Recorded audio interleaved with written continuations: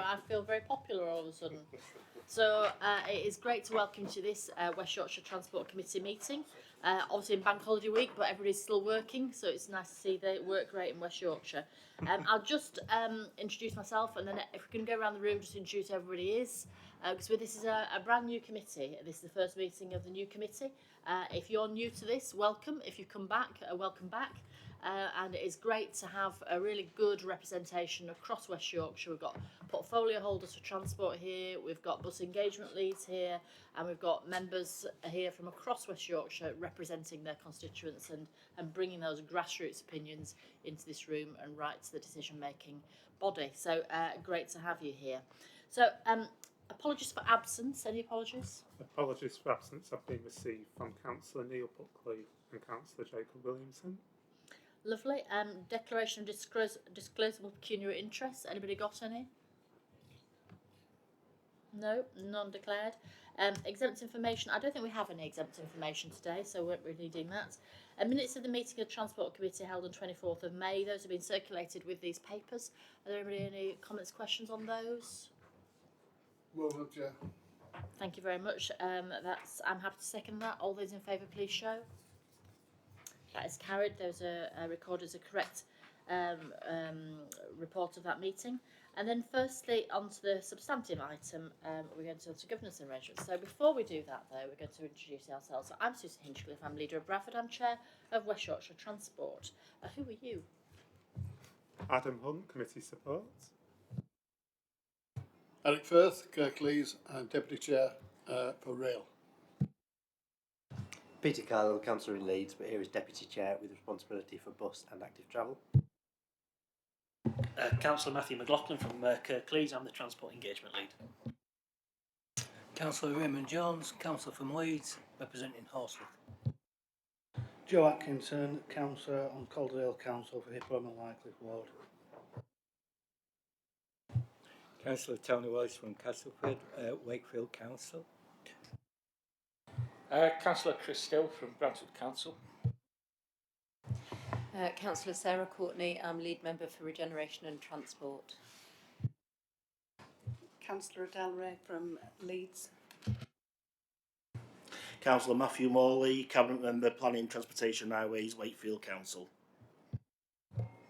Neil Home, Managing Director, TRU.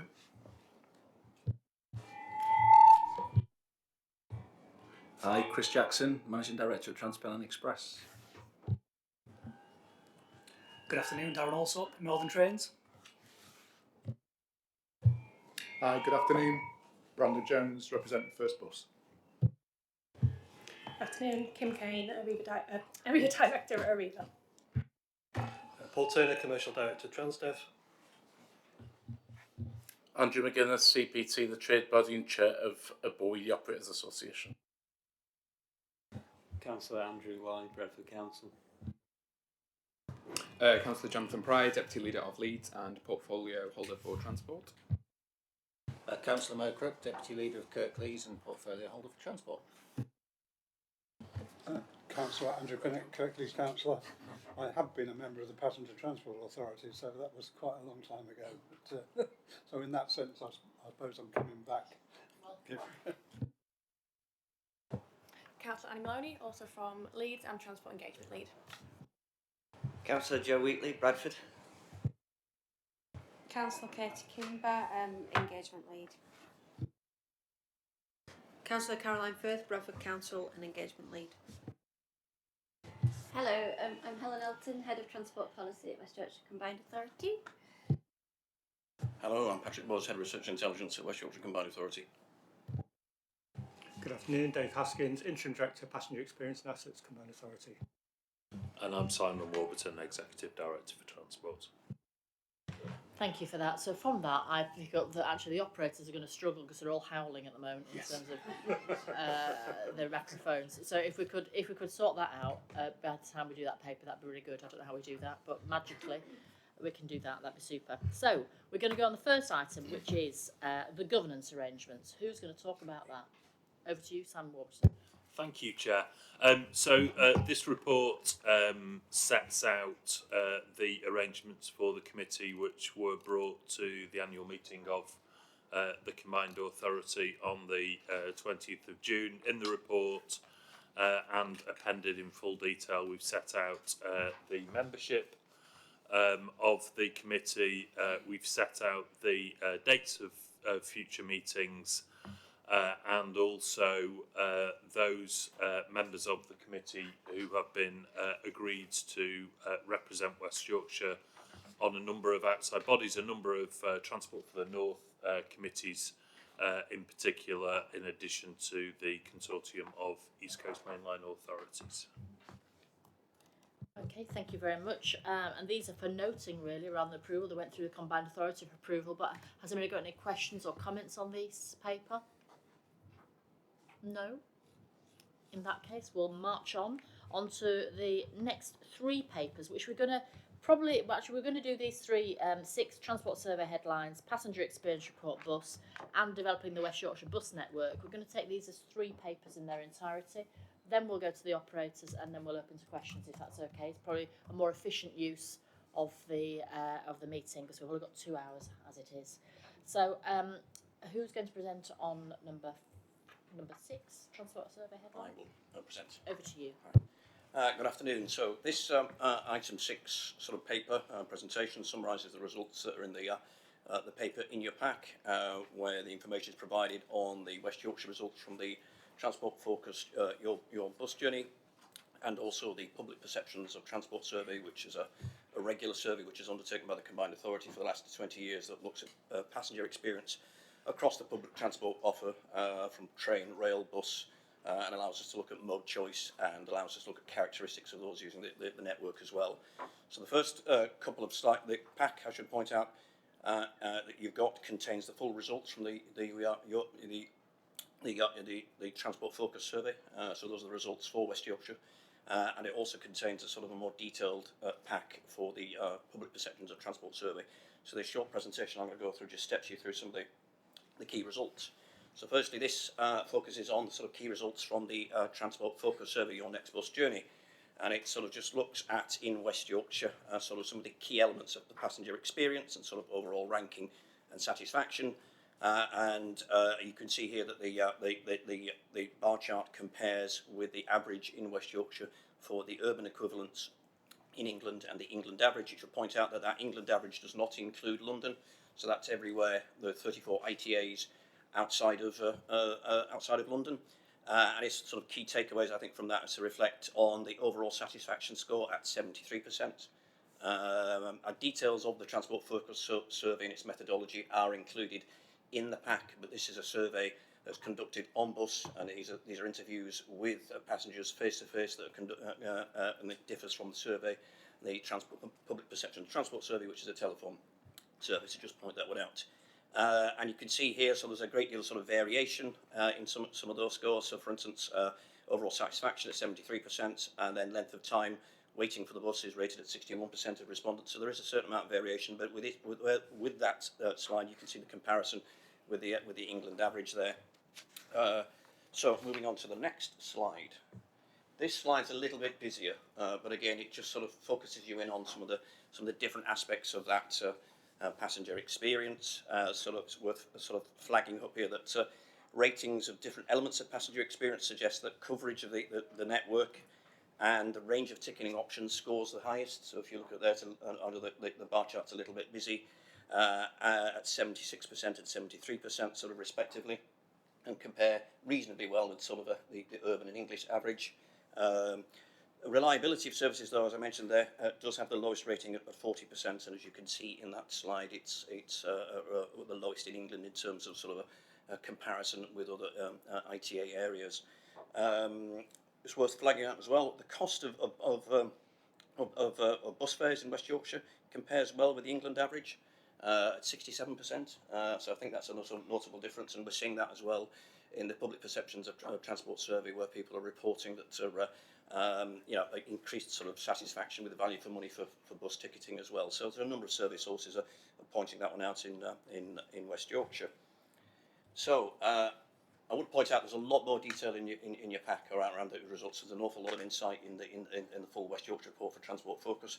Just to flag up that we are expecting the 2024 Transport Focus Survey, which will build on this. So this is the first year that they've used this methodology, so it wasn't comparable to the previous survey that Transport Focus undertook. And we're expecting those results in February. And obviously we will keep the committee updated on that when we have those results as well. So moving on to the Public Perceptions of Transport Survey. So this is the Combined Authorities' own sort of a survey which we've undertaken for over sort of 20 years and allows us to look at sort of passenger experience through a number of lenses, particularly in terms of their mode choice and to understand sort of their satisfaction with a range of different component parts of the public transport offer. And again, it's a reasonably busy slide, but I think what I'd want to try and pull out here is that sort of ratings with overall satisfaction of bus services have remained fairly stable in early 2024. It's worth pointing out this survey was undertaken between January and March this year, so we're comparing it with a similar period in 2023. So that overall satisfaction with bus services has remained stable, up ever so slightly by 0.1 sort of index points. So the overall satisfaction score on satisfaction for bus services is 6 out of a score of 10. Satisfaction with the overall affordability of public transport, it's a 10-year high in 2024. I think I mentioned that sort of in the preamble there. So the satisfaction, this is compared to a 2019-2020 sort of a comparison point. The satisfaction score increased by a statistically significant 0.3 index points in the year. So turning, I think, to ticketing. So there are a range of different elements that we reflect on. So the 2024 survey points to a significant increase in the satisfaction scores associated with the ease of ticket purchase. And again, this is compared to sort of a pre-pandemic 2019-2020 sort of baseline, and that's up by sort of 10%. So that's quite a significant increase. 75% of bus users report being very satisfied with the ease of ticket purchase, whilst 41% reported that they were satisfied with the ticket price, up from 45% in 2022-2023. So again, I think it backs up a number of sort of information sources. We are seeing sort of people sort of feeding back to us that they are more satisfied with the value for money offer of ticketing and purchasing and travelling on bus in West Yorkshire. So moving forward, if we go to the next slide, this is sort of just sort of reflecting a little bit on where people get their information from, and the survey shows that this is actually changing. So there's a distinct shift in sort of usage of websites. So that's not only sort of train operator websites, but also sort of metro line. Awareness of those different information channels varies significantly, though. It's worth pointing out. And we do ask about a range of different things, from sort of electronic displays at bus stops and ticketing timetables at both bus and rail station. So the thing that people are most aware of in terms of sort of an information channel is the electronic bus displays on bus stops. 85% of sort of passengers surveyed were aware of those. But at the other end of the spectrum, sort of awareness of other sort of channels, such as, say, for instance, metro line, is a little bit lower. But when we sort of shift into the detail of how people are actually using those different information sources compared to awareness, it does suggest that, for instance, that for their travel centres, metro travel news and indeed metro messenger score much more highly. So when people are using those sorts of information channels, they do actually rate them quite highly. So it's quite a nuanced message, within that. So moving on to regular bus use. Regular bus use remains lower than its pre-pandemic levels. So of the 1,800 people we talked to in the survey, 32% said they use the bus on a regular basis, up slightly on the year.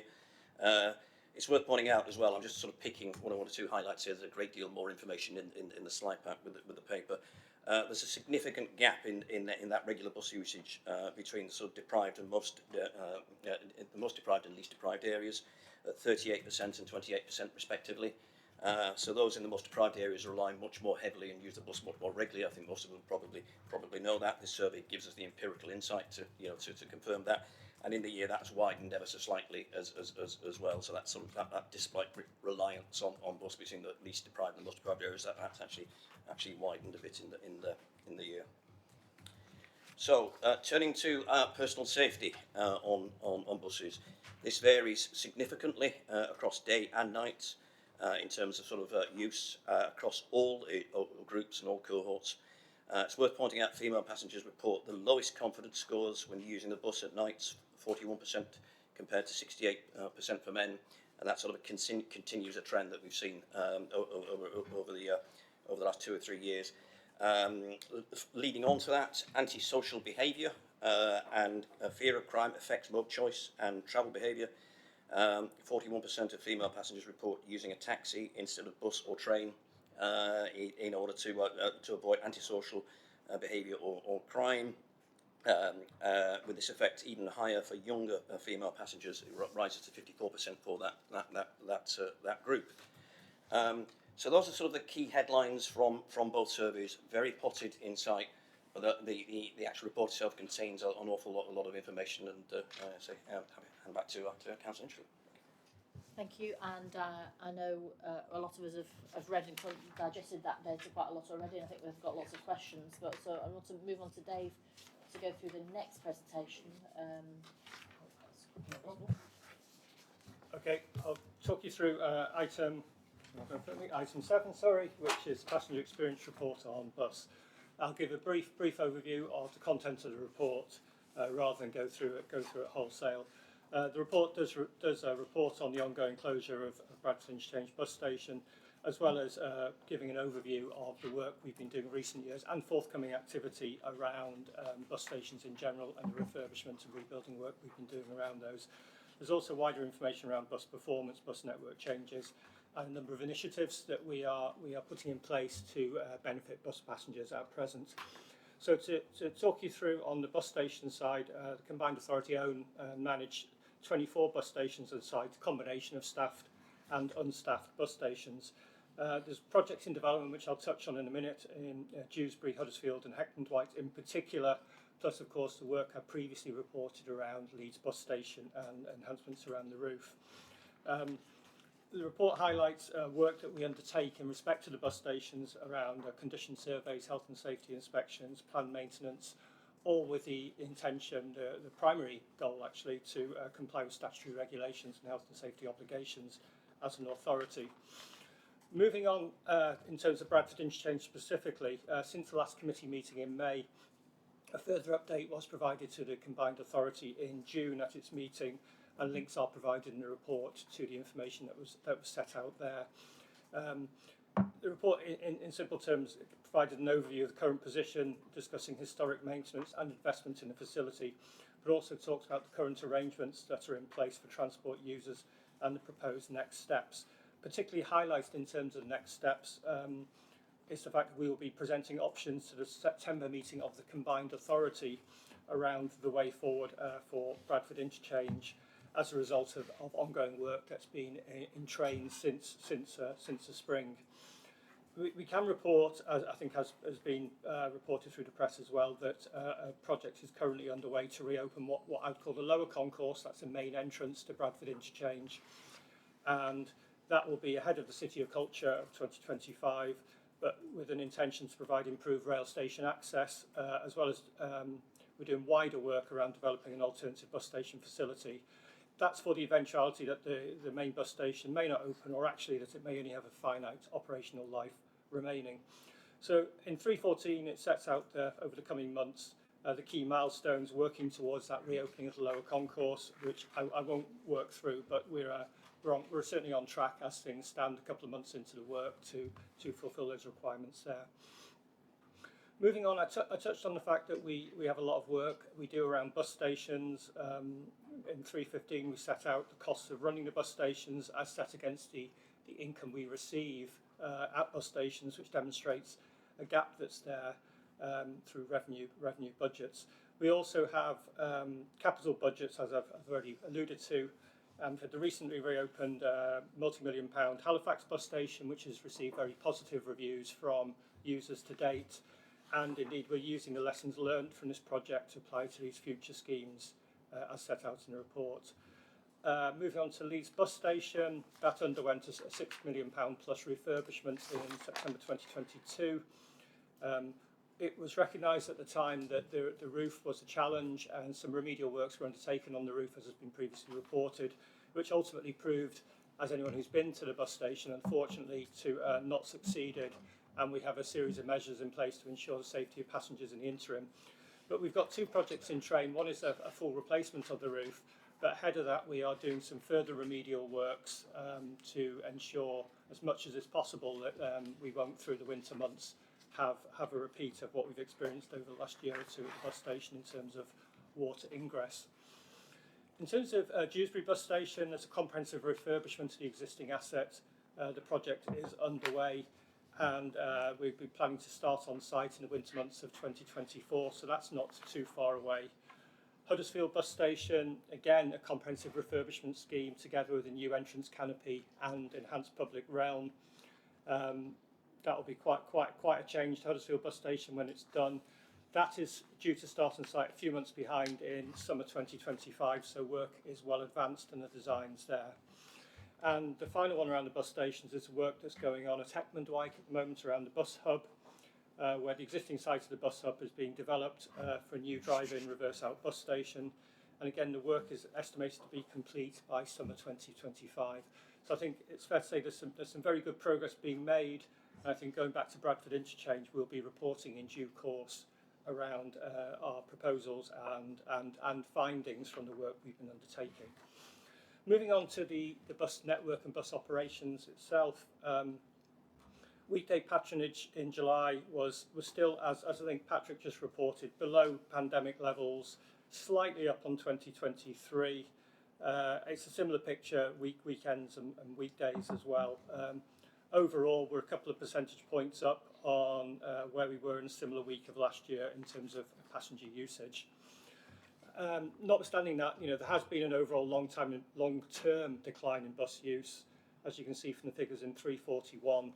But as a combined authority, I'm working with the bus operators through the Bus Alliance. We put a number of measures in place to try to arrest that decline, in fact, turn that decline around.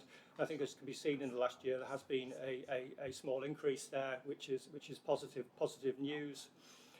Also, the work around Mayor's Fares has been previously reported, demonstrating some overall year-on-year patronage growth. And the park and ride sites, while still under levels of pre-pandemic, probably about 81% of the pre-pandemic levels, are about 8% up on levels of a year ago. So again, the initiatives that are being put in place with the bus operators around this appear to be paying off, and patronage is being driven up.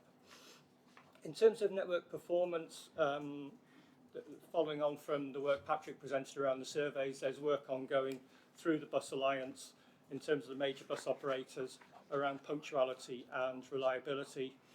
The overall picture is that those figures are still down by a few small percentage points from pre-pandemic levels, but compared to 2023, reliability is slightly down, but punctuality has shown a slight increase at the same time. Moving forward, in terms of a couple of other initiatives that I think are probably worth flagging to members here, in 350 we're highlighting a pilot project that we are working on together with a number of NHS foundations across West Yorkshire to assist patients identified as vulnerable who may not be able to access tickets and information via smartphones. So this will facilitate a 1/3 discount on the M-Card Bus Day Saver tickets during the 7-month period. And it is actually part of a wider series of national NHS pilot projects. So we're in dialogue with a number of NHS trusts to keep an eye on how that pans out. But it's a very welcome initiative through the West Yorkshire Ticketing Company Limited as well.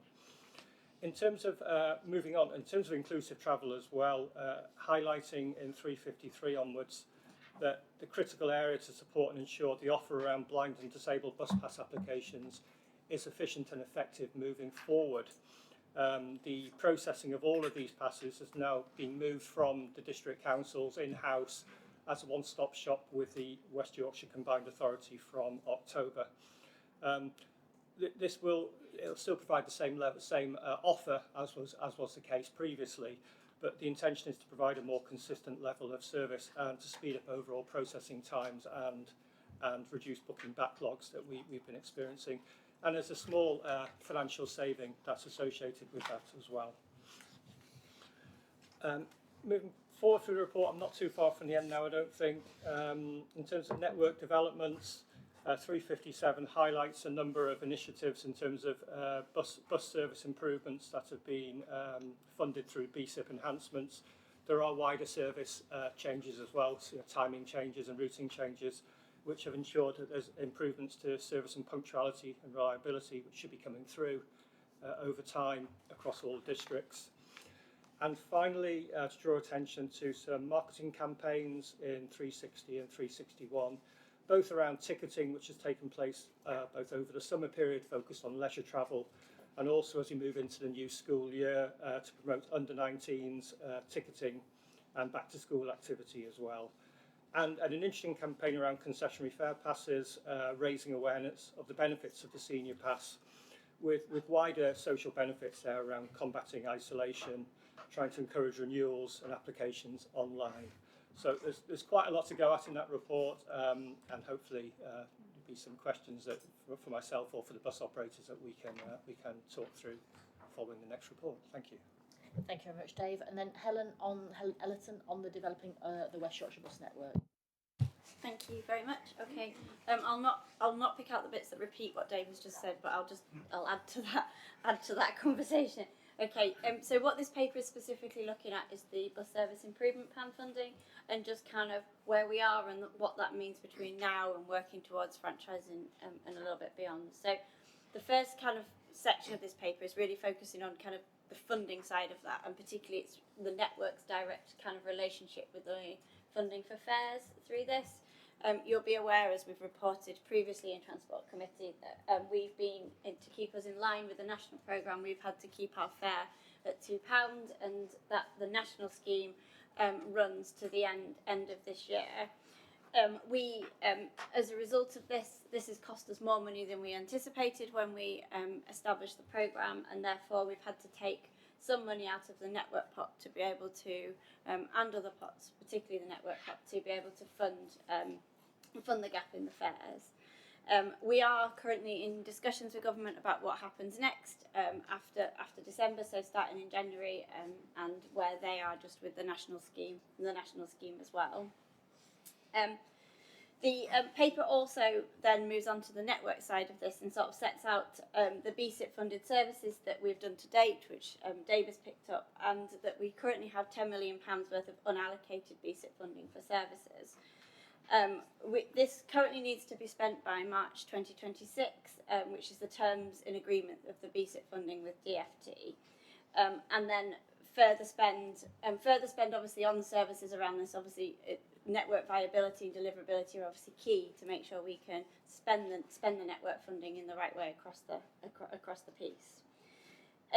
We need to understand with government what the proposals are for funding post 2026 to ensure we don't have a cliff edge at that stage.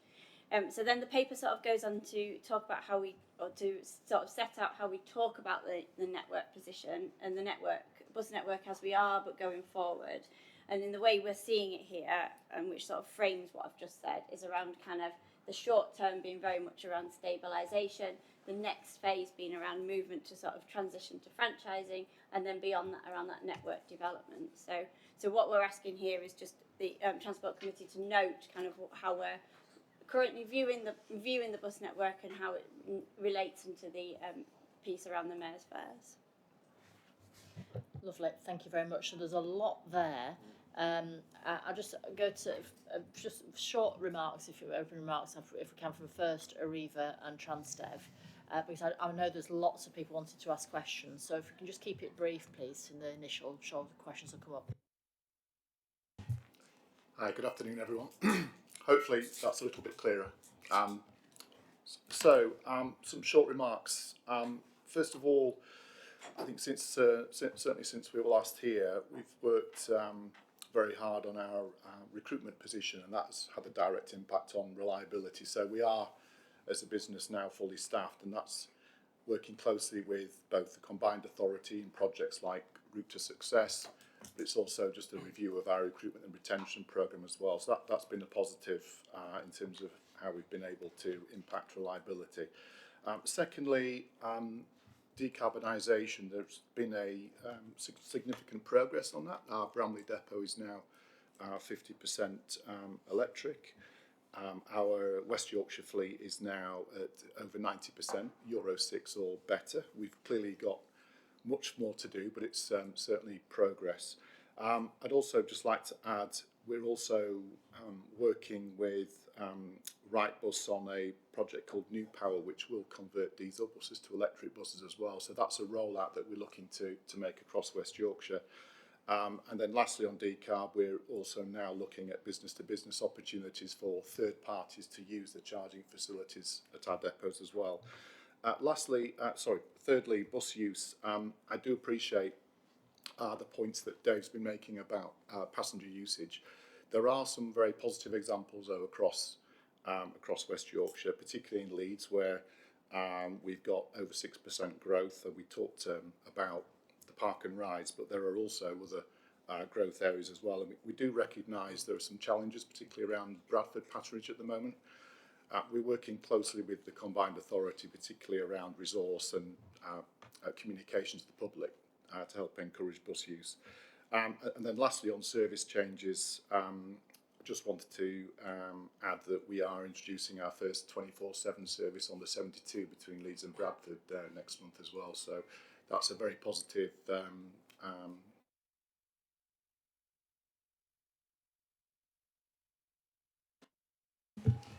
Afternoon. I'll try not to repeat anything that Brendan's already covered. So just from Mariva's perspective, we've been working quite heavily on restoring punctuality and reliability into our network so that we can then grow from a solid base. The punctuality work that's been done on our network so far is showing some real signs of success. We're seeing on average around a 10% improvement in punctuality across the depots where we've done that work. So we've currently done that at Wakefield, we did that in July, we did that in May in Wakefield, we did that in July.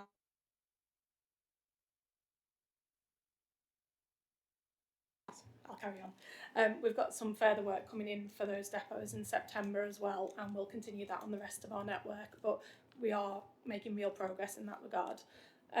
Drivers is still a challenge for us. We've got a lot of drivers currently in training. I think when I checked this morning we had about 47 drivers in training. So to backfill for that, we have brought in additional drivers from outside of the company in order to make sure that we've got the required resource in order to get those drivers through the training. And again, that's showing real improvements in the reliability of our services. We do share the ambition of the combined authority to do further enhancements. For us, it's about doing it in stages that are manageable and deliverable, because the last thing we want to do is promise enhancements that we then can't deliver. But we absolutely share the ambition to go further with that and to put more enhancements in place. Linked into that, we are pleased to have announced that we are introducing an X10 from Wakefield to Leeds. So that'll be an express service, which we know was popular and was asked for during the pandemic for that to return. It is taking a slightly different route, but we believe that will better address the demand and also give access to some areas that don't currently have it. So that's due to launch in September. It's a quick update from Transdev point of view. Staff-wise, largely stable. As depots are as near as fully staffed as they ever will be on there. I think our biggest challenge at the moment is vehicle parts, particularly from certain suppliers. It tends to hold us back. Network is fairly stable.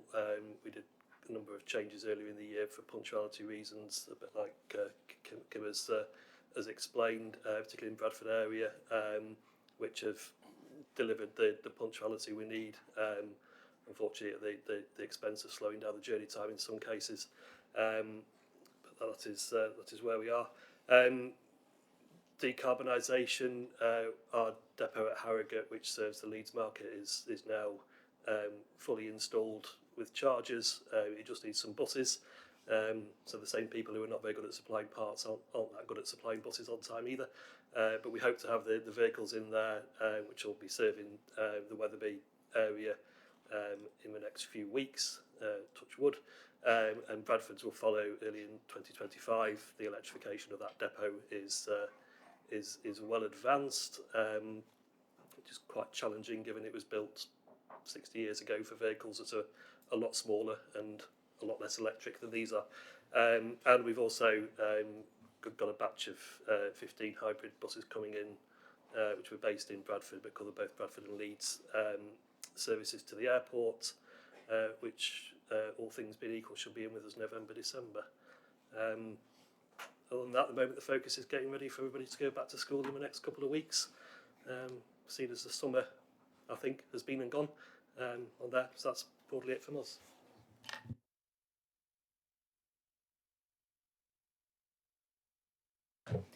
Thank you very much. So, I just want to say, Chair's prerogative, just a couple of things. Firstly, obviously, bus interchange for Bradford, that's coming back on the 20th September for Combined Authority, isn't it? So there'll be more chance to talk about that then. Yes. But obviously, there's a few bus station items on this agenda, and obviously an issue there with Leeds bus station. Just the capacity to actually manage state, I think, is really important. Yeah. Just a few comments on that. And not for now really, but obviously there is data in here around a 65 plus now and again, because I think they've not come back in the same numbers that other passenger groups have come back in. And also there is a little bit of data about ethnic minorities, but I wouldn't mind seeing the whole data split by ethnic minority experience as well, actually, because just looking at the travel centres, the ethnic minority satisfaction with the travel centres is 49%, whereas the general population was 64%. That's quite a big gap, is that? And I think we need to see if that is highlighted any other form of transport. So just comments on those, and then we'll just open it to questions. If you're just thinking about questions, thank you. Shall I pick up the issue please, yeah. around assets in particular? So I think undoubtedly one of the big issues that I've been looking to address since taking up the role with the Combined Authority is around the way in which we approach assets. There was a report that I took to the last meeting of the Combined Authority that set out a new transport management structure for the Combined Authority. What I'm looking to do through a director recruitment process that's underway at present is to separate out and therefore make sure that we've got both resourced and managed effectively the two aspects of assets. So we will shortly have a new transport services director joining the team. Within his function, he will oversee, amongst a range of other issues, transport facilities. So in effect, everything that applies from shutter up in the morning to shutter down at the end of business. I'm also currently looking to appoint a new capital programme director. Within the capital programme, we will specifically have a third work stream alongside our core delivery programme and the partnership working programme that we have in place with local authorities, which will be about asset renewal and asset life cycle, something that I think has been missing from our complement. We have recently brought in a new head of assets, and I think we're already starting to see some of the dividends of that. He's currently giving advice to myself and Dave around the complement of staff and capability that we'll need to get properly on top of our assets, because you're absolutely right, it is undoubtedly a growing area for us. And if you can let us have the data for people of 65 plus and for ethnic minorities, that'd be very useful. So you don't have to comment on that, just give me it. So we've got Councillor McLaughlin, Councillor Morley. Is there a third person who wants to? Councillor Jones. I'll take those three and then we'll move to the next three. Thank you very much, Chair, and thank you for all the presentations. I'm going to speak particularly to item 7 on the agenda, Passenger Experience Report Bus. To say, first of all, on behalf of Kirklees, that the investment in the bus stations at Huddersfield, Dewsbury and Hetman White are extremely welcome. It came as a little bit of a surprise to me that Huddersfield is in fact West Yorkshire's busiest bus station, so having that investment in Dewsbury and Hetman White to support Huddersfield manage that load will be very welcome. In the report it says that there have been lessons learned from the rebuilding of Halifax bus station and that those are going to help the projects at Dewsbury and Huddersfield. I just wondered what some of those lessons were and how we can expect to benefit from them, please. So before you answer that, Councillor McLaughlin, Councillor Morley, then Councillor Jones. Thank you, Chair. I've got a bit on all the reports and a little bit more, so just bear with me. Firstly, Arriva, the X10, will that be run to the detriment of the current 110? As somebody runs through my ward and runs through Wakefield, it is one that I do receive a lot of complaints about, that is not punctual, that buses are cancelled, and we seem to put this new one on. What, you know, I'm just concerned how it's going to run with the effect of the current 110. Moving on as well, though, to bus stations. This one maybe for Arriva again. Is there any planned work to sort the leakage out from the roof and what have you from the bus station there? But moving on, a couple of our bus stations, Pontefract and Ossett, are quite of an age now. Are there any plans for refurbs of them? Also on inclusive travel, the National Concessionary Travel Scheme, where will the face-to-face drop-ins be for them if people need to speak to somebody face-to-face? Currently, they can do that within the councils, our contact centres, our drop-in centres, our libraries. They don't currently. Where will that be if the Combined Authority are running it? And lastly, on BSIP, the current BSIP, the first tranche of BSIP, that once again, there's two services, the 102 and the 122. They've not been confirmed that we'll be able to deliver them services yet. We still have to do that. And on Superbus, I know you say can you all work and make sure that you can provide services. You don't want to promise too much stuff. Well, we've gone through a scenario here where you was up for it. You could deliver Superbus. It's meant to be launched in October. It's a massive service that people are crying out for. Castleford, Norwington, Altoffs. Sorry, we can't do it. I know you keep saying you recruited drivers, Kim, but we've been saying that for a long time now, and things ain't improving in the worst district for public transport in West Yorkshire. Sorry about that rant, Chair, but that's where I am. Thank you, Councillor Warren. Councillor Jay? Mine's on the traffic survey, transport survey. Very clearly, what you've not asked is what people think when they actually call in to the call centres and what is the feedback from that. And I'm specifically bothered about this because at 5 o'clock in the night, first remove their service so you can't contact them. Metro go at 8 o'clock.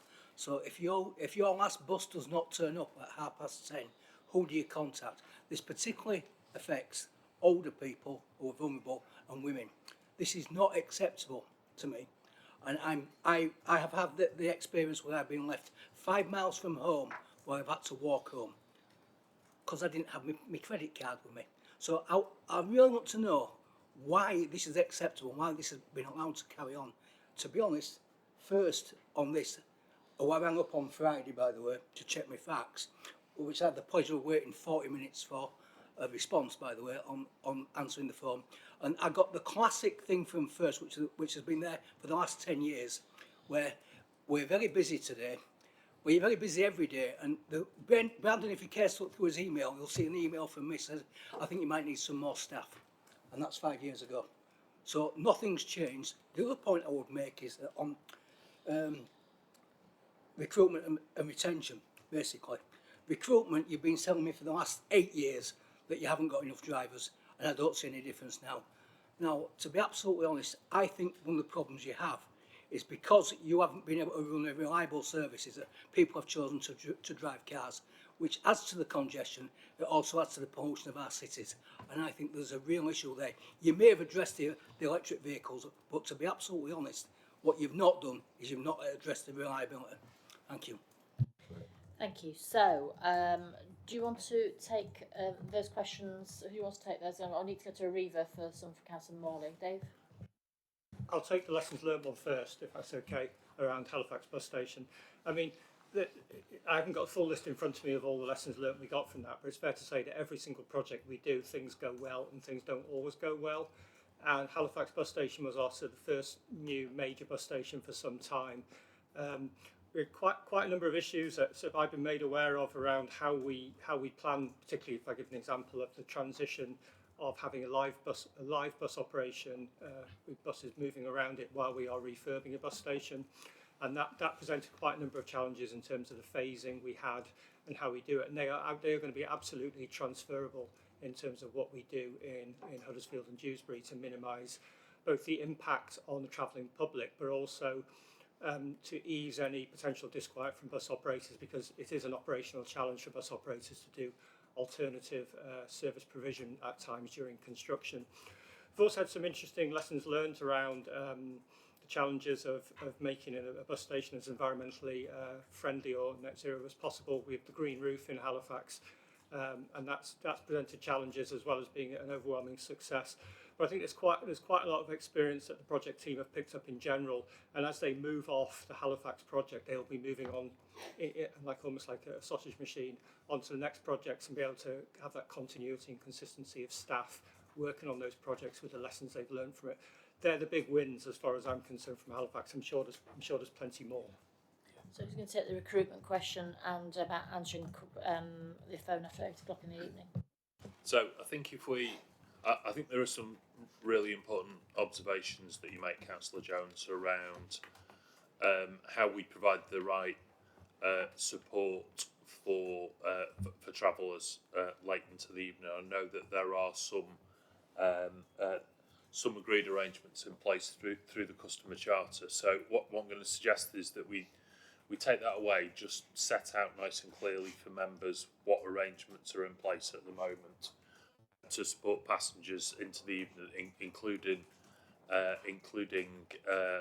the last service issue, and we'll write round to members with some further information on that point. It's probably most appropriate for operators to address the driver recruitment issue. I just wondered whether you wanted me to pick up on the other bus station issues while I've got the microphone. So I'll let Kim come in on Wakefield as well. Clearly, one of the issues that I'm sure Kim will raise is that discussions are now starting between ourselves and Arriva around the future ownership model for Wakefield bus station. It's quite unusual at present in that it's currently in Arriva ownership, clearly as part of our asset programme in preparation for bus franchising. We are in discussion with Arriva about how that now joins the stock. So we'll pick up through those discussions with Kim and colleagues the issue of the roof. The two examples of Pontefract and Ossa are great examples of exactly why I'm looking to put this asset lifecycle model in place, so that as members of the Transport Committee, you can start to understand the state of our operating assets over time, and that then makes sure that we've got an orderly process in terms of how we're bringing forward our assets for either refurbishment or renewal through the capital programme. Thank you. Can I go to Arriva then, just to answer Councillor Morley's comments about X10, Superbus and bus station? Yeah, thank you, Chair. If I can just cover the bus station piece first. So Wakefield bus station, as I'm sure you're aware, has been problematic with the roof. And we have spent many tens of thousands of pounds on fixing the roof to prevent that from happening. Fundamentally, the design of the drainage in the station is a challenge. And we've got some specialists at the moment looking at how we could redesign the drainage in order to overcome that challenge. But it is more than just roof repairs. But it absolutely is on our radar and something that we're looking at. The X10 and the Superbus pieces are kind of intrinsically linked. So as I mentioned earlier, we've been doing a lot of work around punctuality, and Wakefield and Castleford in particular have benefited the most from that so far. But what that has meant is, as Paul alluded to earlier, traffic patterns have changed. So we have had to put more resource into our services just to stand still. So we've had to put in extra buses and extra drivers just to maintain the existing timetable without being able to enhance it. So all of the recruitment activity that we've been doing in the build up to Superbus has been swallowed up in that punctuality work.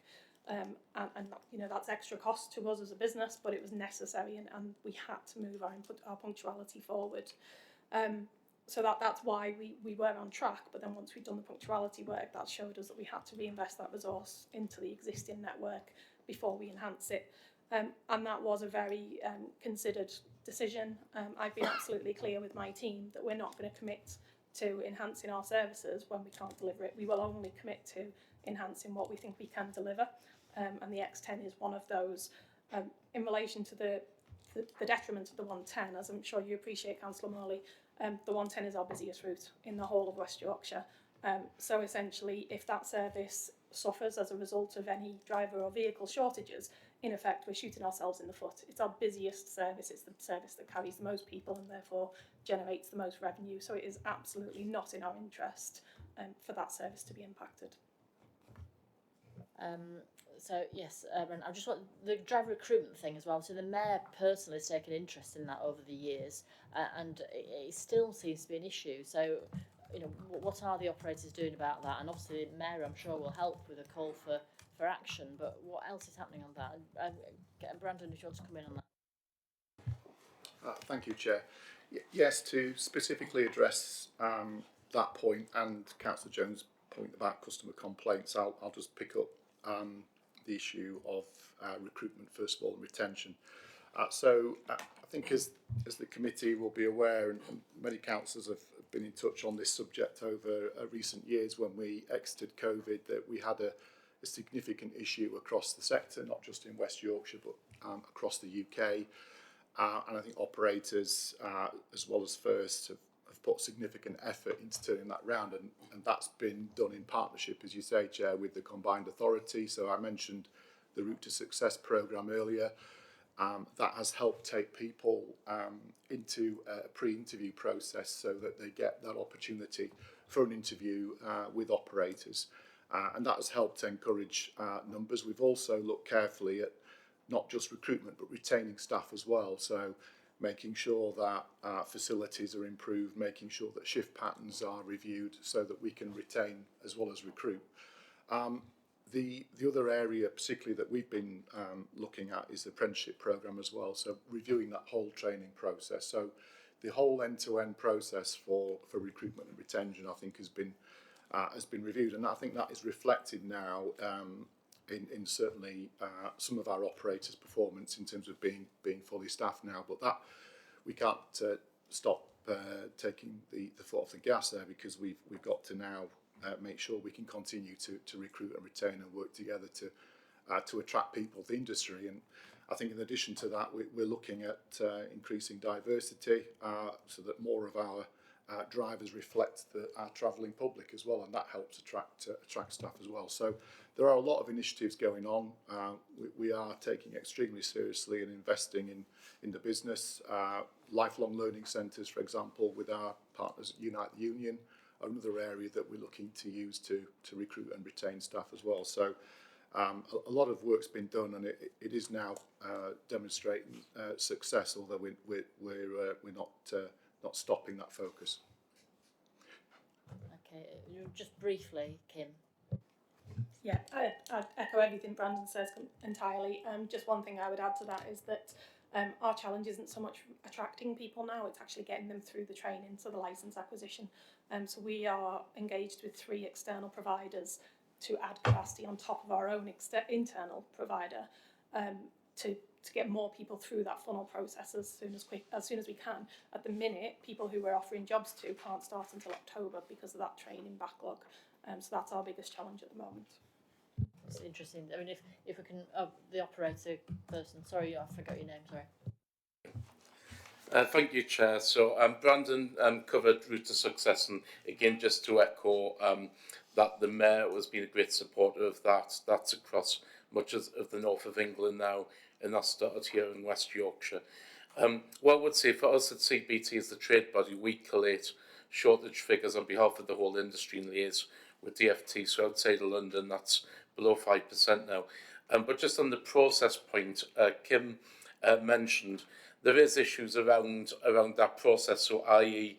that you cannot start training a potential driver, until they have a provisional licence, and that's a hold-up. So the DFT have been consulting over the summer at our request. That is something which the outcome, if it goes the way that we hope it will mean that we can streamline the process but still deliver the same quality. And also that consultation process includes elements around younger drivers in the system. So there's a lot of work both regionally with operators and through us, the trade body, with DFT and government. Okay, thank you. And I'd ask West Yorkshire Combined Authority to have sight of that actually. If there's something going on the DFT, we need to have our view on that if it's going to help the industry. Yeah. I've got Councillor Cole, Councillor Morley, just briefly to come back. Oh, just one of the questions I have hasn't been answered. When it comes down to the National Concessionary Travel Scheme, where will the face-to-face drop-ins, if everyone needs to speak to somebody, be? Okay, as part of the transition to moving it in-house, we have now written to each of the teams in the existing teams in the districts, so they can brief members on the arrangements that are in place there. My understanding is that there will be provision for that within the districts, and that information should flow through to each of the districts individually. But not yet. Okay, that's only recent. I'll ensure that happens. So I think it's a back office change. I don't think the passenger shouldn't notice the difference. Shouldn't notice. I think it's. Yeah. Okay. Fine. Because I've had a briefing in Bradford, so everybody needs to make sure that they know how the transition is going to work internally in their own councils. Yeah, and I was going to add, Chair, that certainly staff in our travel centres are still available to advise passengers. So, Councillor Corley, can you just say anybody indicating for more questions to the operators? Councillor Firth, right, Councillor Courtney. Thank you. For Calderdale, in line with other districts in West Yorkshire, in the interest of sort of sustainable socio-economic development, the surveys, we hope that these surveys can drive action into developing public transport. So the question is, how do we get more people onto our buses? We need more people to use bus services. I've made a few notes, so I'm sorry if it appears I'm reading out. We need more people to use bus services for the importance of our population health. We've got a national health crisis, and being more active is one of the sort of nearest thing to a silver bullet that we've got to help people's health, which will then help public finances generally. It's also important for air quality, which is public health. Road safety is a public health issue.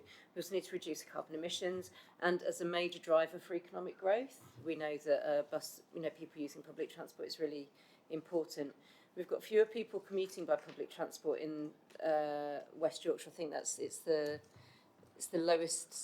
the lowest amount of people commuting using public transport in the country, I think. Anyway, it's not great. Reliability is obviously a big factor, as well as the service reach and frequency. Over-reliance on cars increases congestion, increases air pollution, causes a decrease in road surface quality, which means more road repairs, which means more delays. And this is particularly disadvantageous to people who have lower household incomes or who don't drive. So if we want to have an inclusive economy that works for everyone, we need to encourage people to get out of their cars and onto public transport. Now, we've had services cut in the Upper Calder Valley recently because they're not commercially viable. But one of the questions about that is about how do you know what the passenger numbers are if we don't have data? How is data collected if we don't have like a tap on, tap off? If someone's using a bus pass, how do you know they're getting on in Halifax? How do you know where they're getting off again? Are they getting off in Hebden Bridge? Are they getting off in Todmorden? Are they going through to Rochdale? There's not that information. How do you collect that?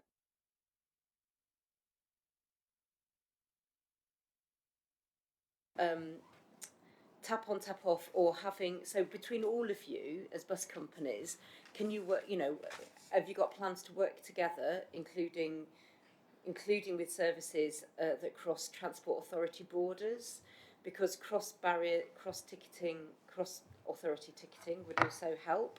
And if people have got to now get off a bus in Hebden Bridge to get on another bus to get to Todmorden or to get to Rochdale, then we don't want them having to buy more than one ticket. But the big question is, what can we do to drive people back onto buses? And it's like you cite commerciality, but actually it's a chicken and egg, isn't it? And we can't. We're wanting people to get back onto public transport in our borough because of all of the reasons that I've mentioned. But without those commercially viable services, and obviously we do have to subsidise that. But it's like we need you to work with us on that. So what can we do? Thank you, Councillor. Here, Councillor Firth.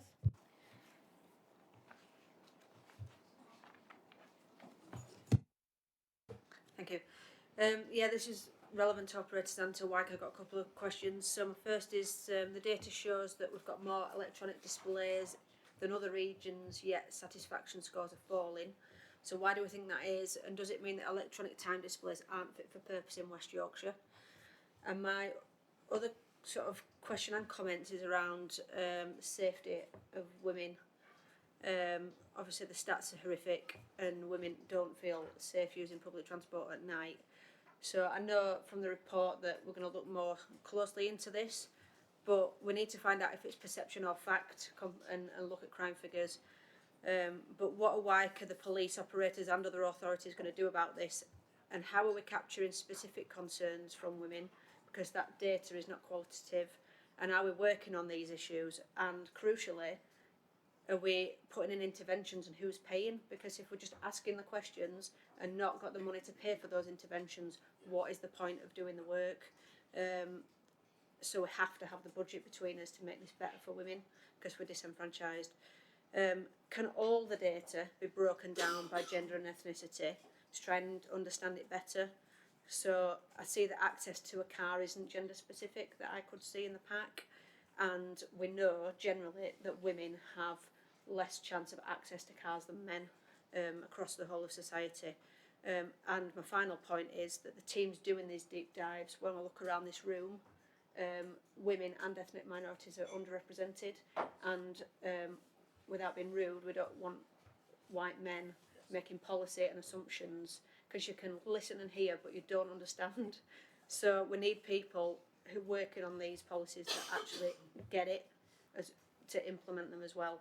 So I just want assurance on that is the case and that you've thought about that, because women shoulder all sorts of caring responsibilities, have to go from one place to another. Integrated transport is more important to women, I would argue, than men on that basis. So just wanting assurances from operators and WICA that all those points are being considered and will be worked on. Thank you. Councillor Pinnock. Thank you, Chair. A brief question about bus stations, particularly small bus stations. We have, over the years, had problems with Clackheaton bus station and antisocial behaviour. I was moved to ask that question when the officer was talking about staffing. Now, it may not be possible to staff small bus stations, but what I really don't know is presumably there is CCTV in all the small bus stations, or am I barking up the wrong tree on that point? And if there is it monitored so that people can actually see what's going on?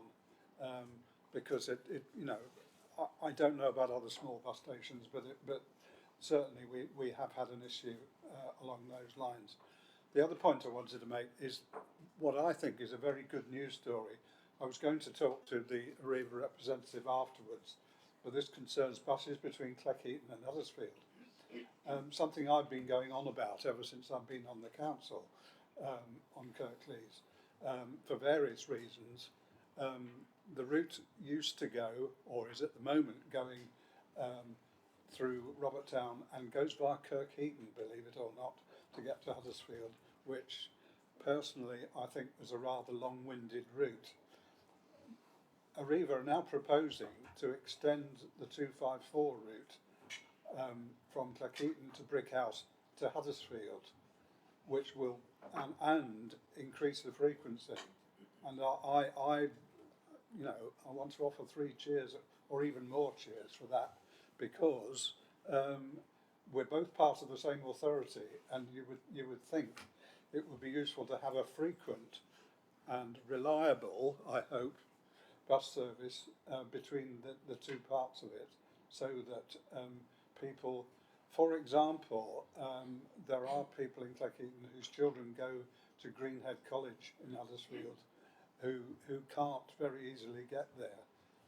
Now, from September the 1st, September the 2nd, because that's a Monday, they'll be able to catch a bus to Huddersfield and get to school on time.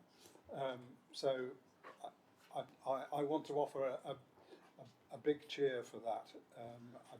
It might not need any comment, but there are all sorts of issues. Sorry, I was going to say this. One of the reasons why I'd never thought this was going to happen was because the bus route between Brickhouse and Huddersfield is almost entirely first, and I suspected, I don't know, whether Arriva and First kind of carve out different areas, and they may not have wanted to trespass on each other's territory.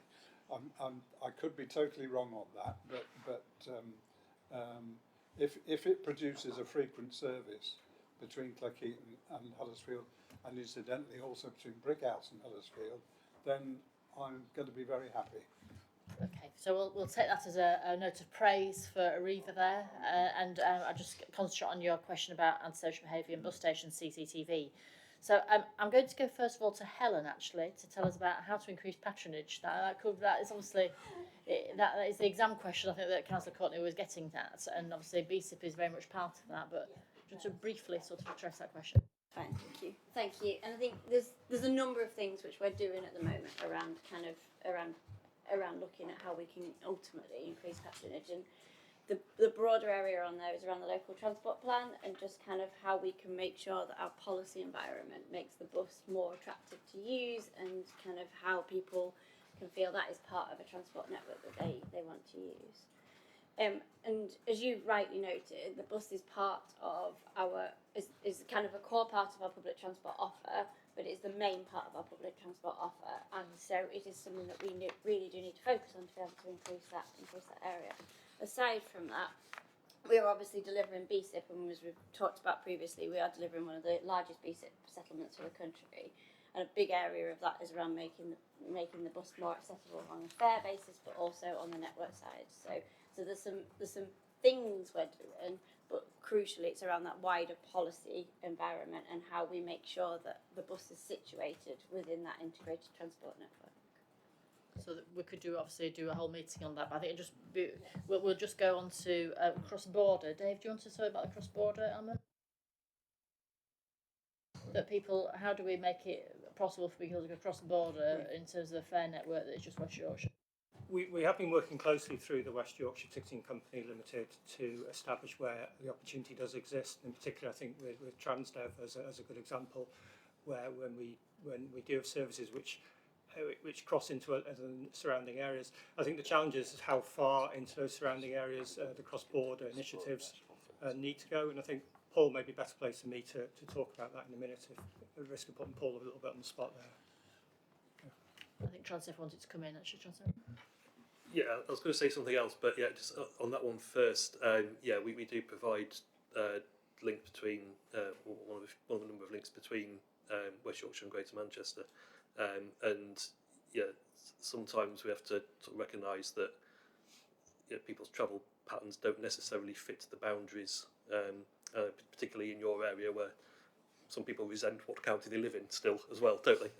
There's a fair bit of history in this, and yeah, I think there's a bit of work to be done on some of those boundaries to live there. I remember we had particular issues with that we did resolve a number of years ago, where students going to school at Tomberden High School who lived in Burnley couldn't qualify for the bus pass ID card that was required to get back on the bus in the afternoon, and daft things like that get sorted, thankfully. The one thing I was just going to mention was on the growing passenger numbers in Calderdale in particular.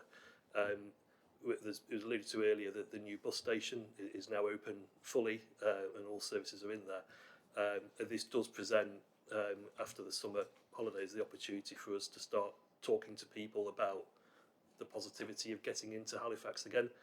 All our communications really for the last 3 years have been about disruption and change, and your bus is going from a different place. And yes, there's still roadworks associated with the 629 scheme, but there are a lot. So really, I think we need to use the sort of the Calderdale partnership meetings now, just to be talking through how we can build customer numbers up. Similar conversations have been happening at the Bradford meetings now, as say actually how do we start re-engaging with people now the city centre work in Bradford is largely complete and getting people in there. So yeah, I think that there is a hopefully stability now in Halifax in particular, and we can then use that to build those numbers back up and make sure we're talking to people about the positivity of getting into the town rather than the disruptions that we've had to make necessarily to deal with the bus station. Hopefully that reassures. Thank you. So we can just move to electronic time displays and safety of women. Do you want to, Simon? Yeah, certainly. So that there are a number of really well made points. I think where we are in terms of the electronic time displays, setting aside some of the issues that we've got in terms of ghost buses, is that I would advise the committee that I believe they're a real asset. The issue is around us making sure that they're an asset that we can fully utilise. So what they demonstrate very clearly to the public is when a service doesn't run just as much as when a service does run.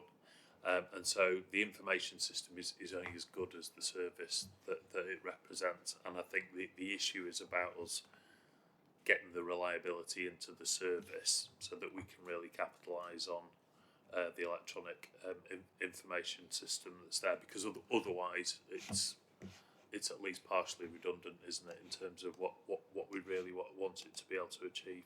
But do you know that, or is that an assumption? If we didn't ask that in the question. no, it's a very good point, and we should specifically ask it. We should specifically ask it. It's a very, very good point, which kind of takes me on to your substantive point, which is absolutely the right point. Is the transport industry too white and too male? Yes. It undoubtedly it is. I think where we benefit in West Yorkshire is there is very strong political leadership that isn't white and male, including the chair of the committee and including the mayor, who are both very, very keen to hold middle-aged white men, quite rightly, to account in terms of us not planning the system through our lived experience. But also it is around the recruitment policies that we apply as the combined authority, and we are very, very serious in our intent in that regard. Not just recruitment, but also development as well. So one of the things that certainly I'm very pleased about as an organisation are the number of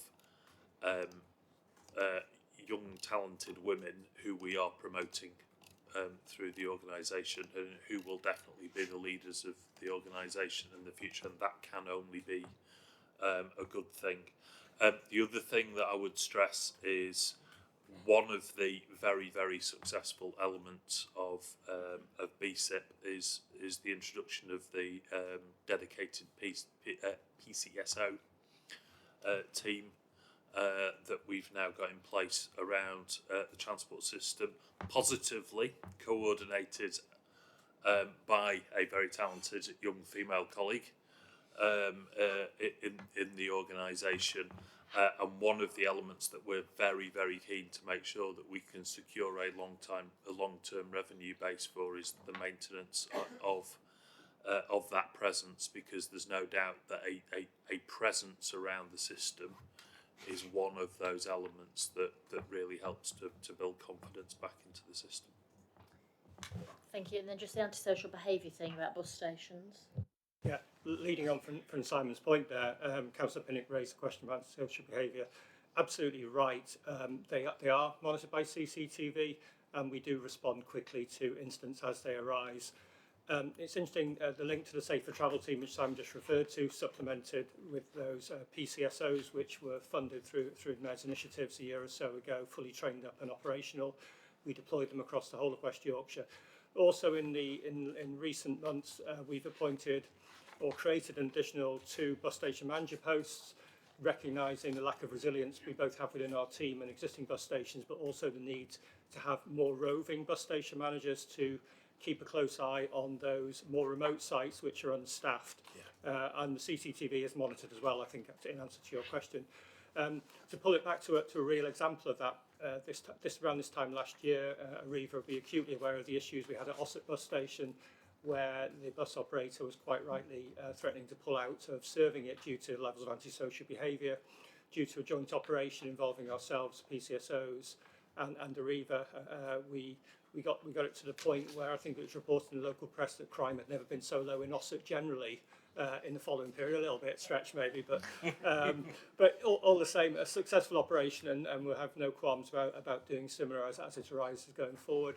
We haven't had the same levels of antisocial behaviour in recent months of that nature that we were not certainly not been reporting through to me, but we are responding quickly to them.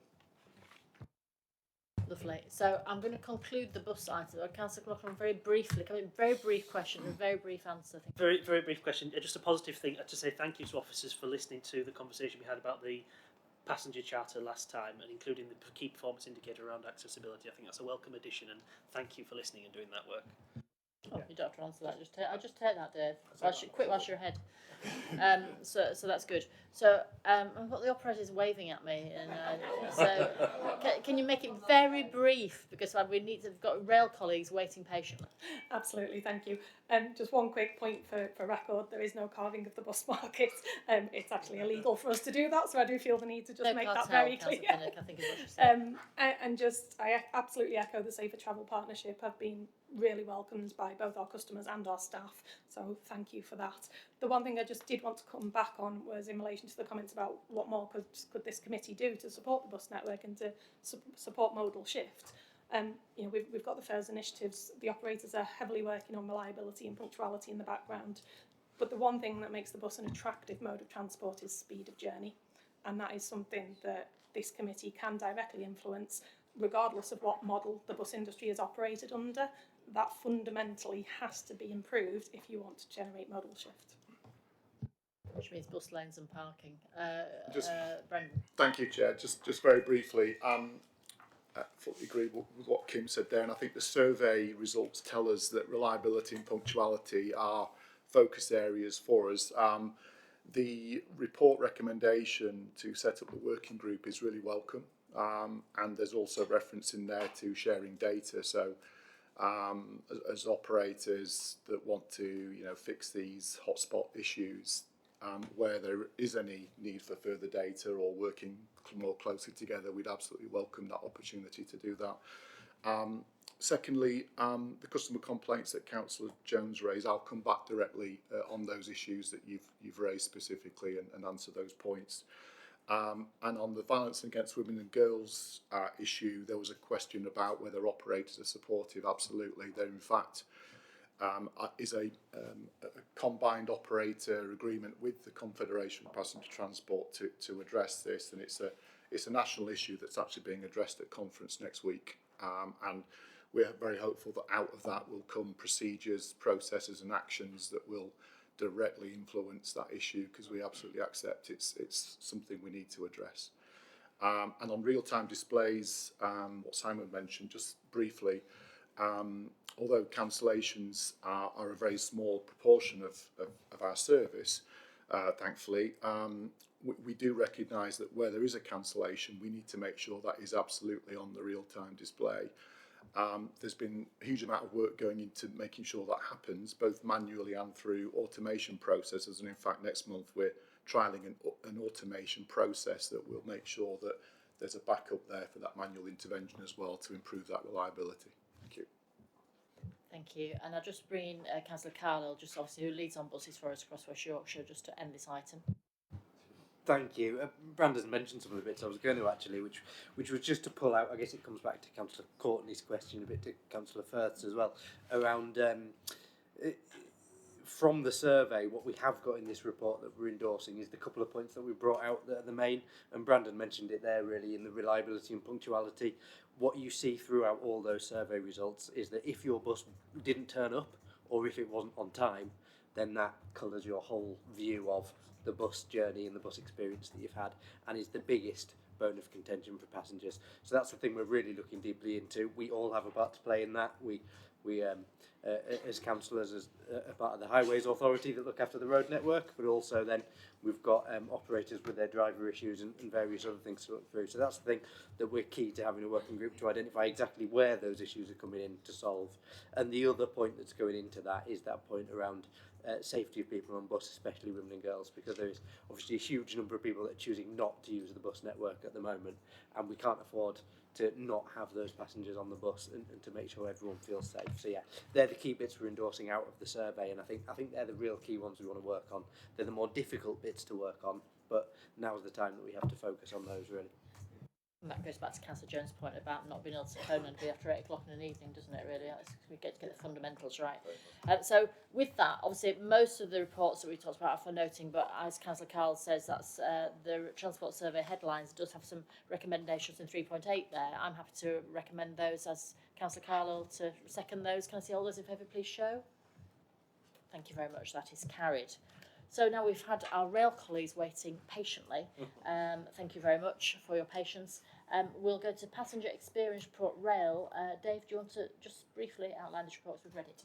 I'll try and do it quite briefly, conscious of the time. The report covers a lot of ground here. It talks about the growth compared to last year that Northern have reported. Interesting point to pick up around the leisure market being strong and 70% of their revenue now, which is quite a shift, real shift from where it was pre-pandemic, where commuting used to dominate.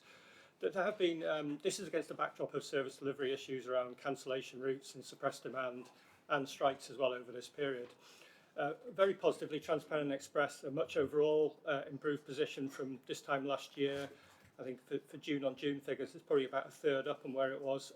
As you know, that shows that they're certainly stabilising their position from where we're at, and Transparent will be able to comment on that as required. Moving forward, positively in section 3.7, a reference again around inclusivity of travel, a trial that's taking place around activation of the gates at Leeds rail station for blind persons. A very small trial, but important nonetheless to see how that goes. In terms of network service changes, the next timetable changes in December. There's not many significant changes, but the most significant of those probably is around Transparent Express again, where that year-long temporary timetable, reduced timetable, has come to an end, as it says in 3.9, relating to some improvements in services, of return of services on those routes to previous levels. In 3.10 has highlighted a live issue around the December 24 timetable on the York Pontefract Bag Hill Sheffield route, where Sunday services have seemingly been removed without consultation. That's a live issue at the moment, so we're awaiting a response from Rail North Partnership and others around where we get to on that. In terms of rail network performance, moving forward to about 3.16, as I said, there have been industry-wide challenges, have been some punctuality declines, but also significant improvements for Transpennine network, while Northern's has worsened. So it's up for one and down for the other. Cancellations on Northern are up, but Transpennine are down overall. And Northern have been making use of increased what's called P-coding, which is short-term coding of services, demonstrating that probably around 8% of Northern services not operating. Northern have a plan in place to deal with this, which they can no doubt report around. Challenges around Sunday staffing remaining critical, but also I think it does say again in 3.21 the measures that are being put in place to improve the resilience within the rail network, which are very significant and important. There's issues which are highlighted, quite a live issue around the ASLEF strike, so I won't touch into that because it may have actually changed since the position may have changed since I wrote this text a week or so ago. But hopefully there'll be some improvements in terms of the issues around rest day working and what that means in terms of the strike situations. Finally, passenger network enhancements relating to Transpennine route upgrades. Some very, very positive engagement with the team, it's fair to say, and positive engagement through the member working groups in terms of site visit that took place in July. A further site visit is planned for November. Information will be supplied to members in the room here if they wish to partake in that visit. We've not yet decided where it's going to be. But there has been significant work over the summer in the Morley area, in Slough and Dayton, Huddersfield, Dewsbury and Leeds at weekends, and work between Leeds and York on Sundays during June and July. The next big piece of work relates to Castleton Bridge on the Calder Valley Line area. There'll be a blockade or blocked for 18 days with an alternative route through the Diggle route for those who know the rail network, and a list to the upcoming closures, a link to it, sorry, is provided in 334 for information. I think finally, I'll just flag as part of the TRU project, there's some great community work taking place for the community fund identified and shown in 3.35, with projects within 5 miles of the route being eligible for funding. And that's the key issues for me, Councillor Smith. Okay, shall we move on to the operators then? We've got Northern TPE and Network Rail here. Well, Network Rail is not really an operator on it. So Network Rail, do you want to talk first and we go to operators? Opening remarks. Yeah, happy to. Neil Holmes. So I am responsible for the TRU programme, so I'll talk about that. So TRU, comfortably the largest enhancement in the north of England, really a generational programme, and we're now fully mobilised as a programme, so we're employing around 5,000 people across the north of England, so it's moving at pace.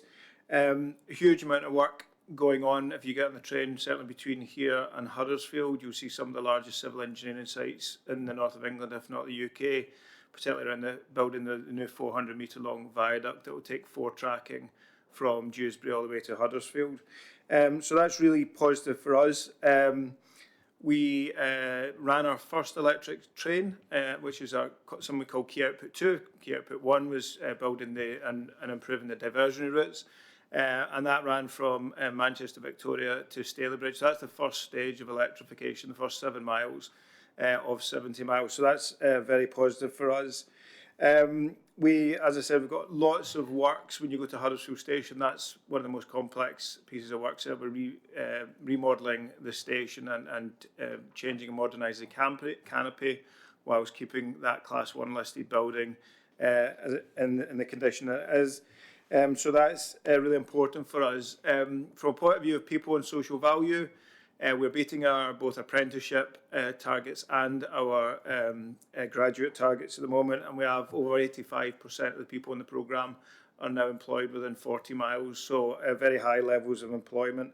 And as those funds, we also have the DFT funding for the main works. We've created a number of funds. It means that we don't just do the main works, but we can do all the little bits in between. So yes, we've got the community fund, and we've also got a £3 million first and last mile fund, which is all about can people actually link up between the new stations that we're building and the new facilities, and things like cycle routes, canal pathways and general footpath pathways, and making sure the environment is good so people actually want to come to the station. And then a £100 million station fund that makes sure that when we finish this, people actually have a truly modern railway across the route and not just lots of nice and expensive metal and concrete all over the place. So we're pretty proud of what we're doing. We're on plan, we're on budget, and it's going pretty well. Thank you very much. We're very pleased to have the investment in TP, and I'm sure Councillor Eric Firth will come about that later, so it's very good about the Transparent Upgrade route. Chris Jackson. Hi, yeah, Chris Jackson, Managing Director at Transparent Express. Hopefully that's not too echoey and you can hear me okay. That was a good report, Dave. Thank you very much. I'd just like to echo, it's a massive infrastructure programme, this Transparent Route Upgrade. The second biggest after HS2, certainly the biggest in the north. And if anyone would like to see it from a driver's eye perspective, just let me know afterwards. We're more than happy to accommodate you in a cab between York and Manchester. You can just see the extent of the work. It's quite phenomenal and it's a great experience as well. So if it's all right, Chair, quick 3-minute quick fire, just to give you a few stats about Transparent Express, but also build on them to give you the latest business outlook. So 2,500 people are employed by Transparent Express, either directly or through our partners, stable, well-paid employment across the north and into Scotland. And to build on the point about diversity, we're making good strides, still much more to do. 26% of our employees are female. Believe it or not, that's actually quite a good stat for train operating companies, which shows that we need to do much more, but we're well on track in that space. We're growing passenger numbers, which shows, linked to what you've had written down in your report, Dave, with a stable, reliable operation, which we've been offering over the last 14 months. We're growing at 11% passenger numbers year on year, which is quite phenomenal. It's sector leading, actually. And we expect to transport around 25 million passenger journeys this year. We've got 308 carriages in our fleet, and we're going to be reinstating our services in December, as you referenced in the report. And of course, for West Yorkshire in particular, that means 4 trains an hour, fast trains an hour, between Leeds and Manchester, leaving at 00, 15, 30 and 45 past each hour from 0600 to 2000.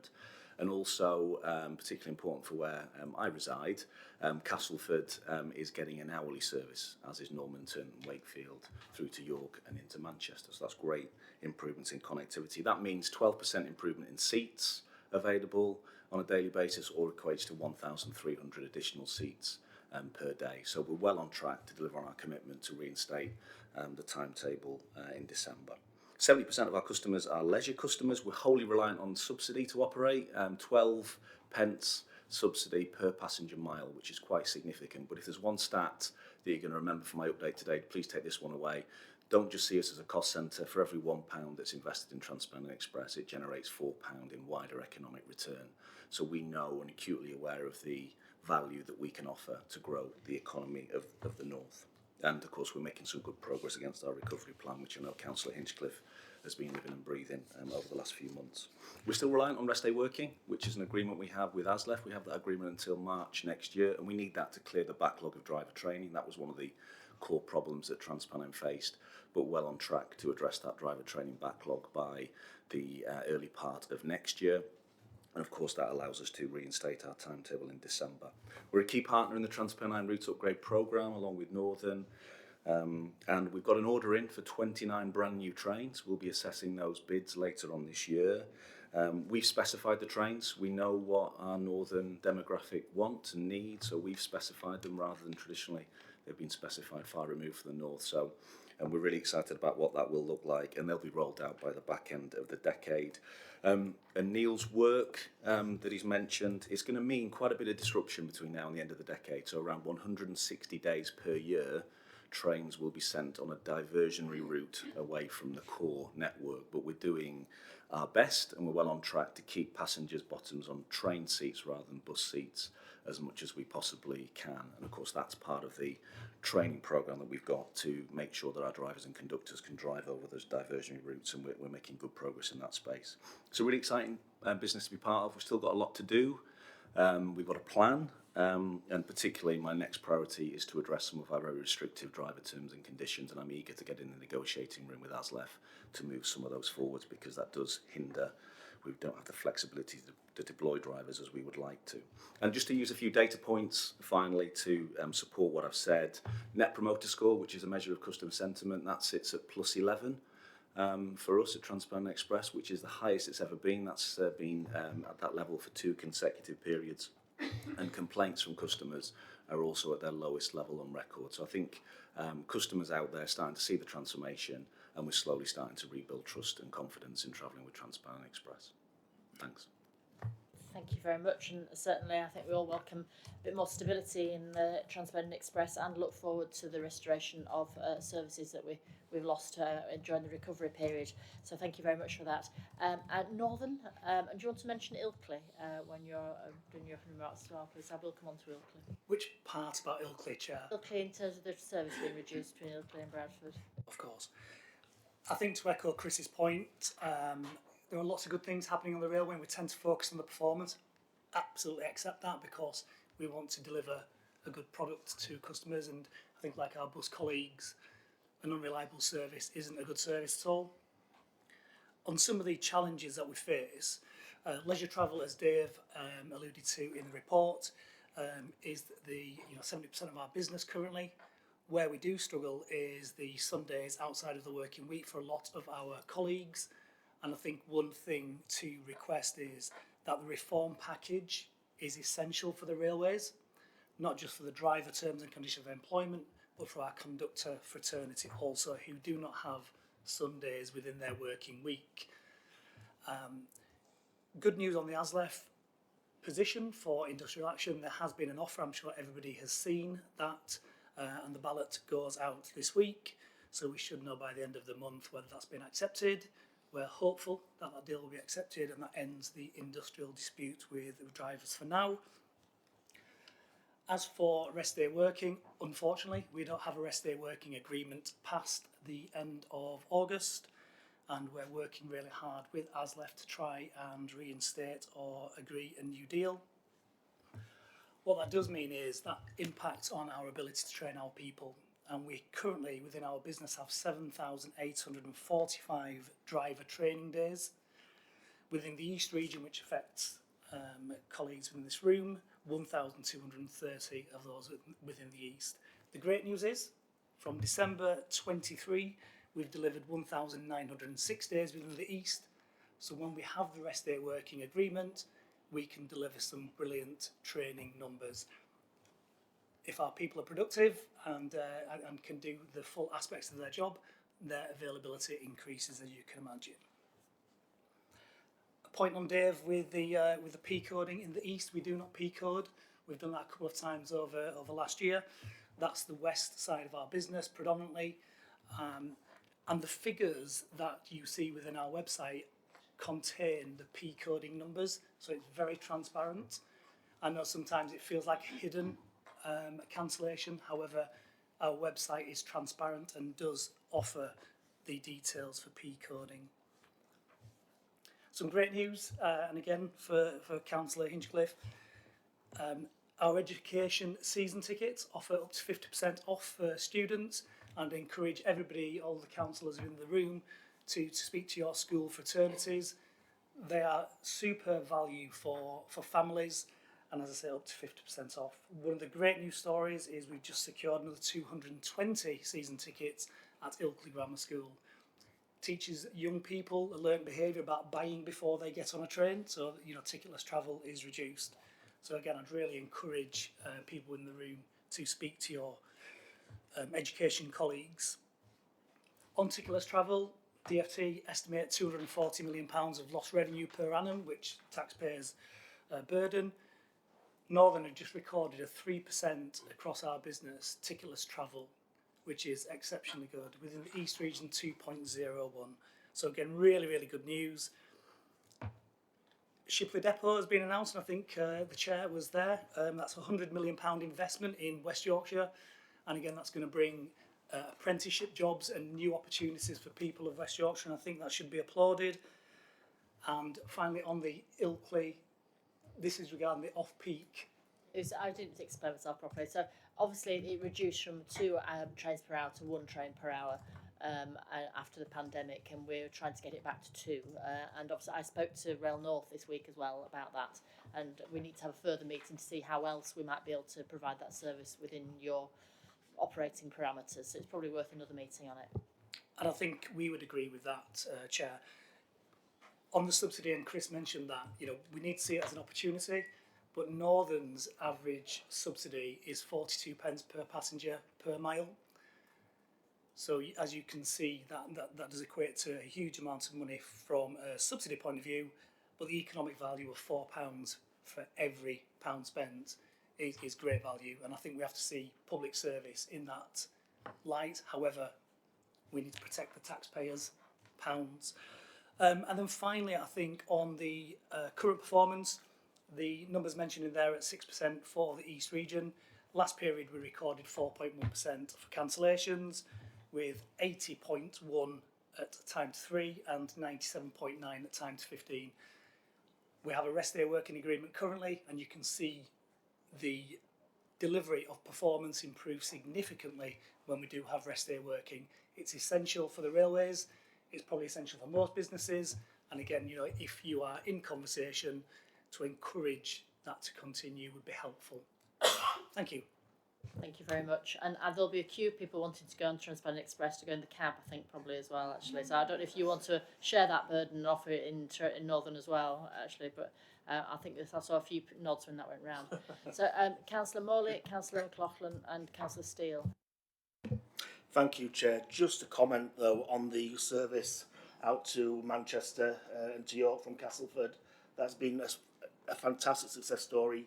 But I think how long the local members, myself, the community groups, the civic society, so many people in Castleford campaigned to get the second platform, then to get a service, then to start to see these enhancements.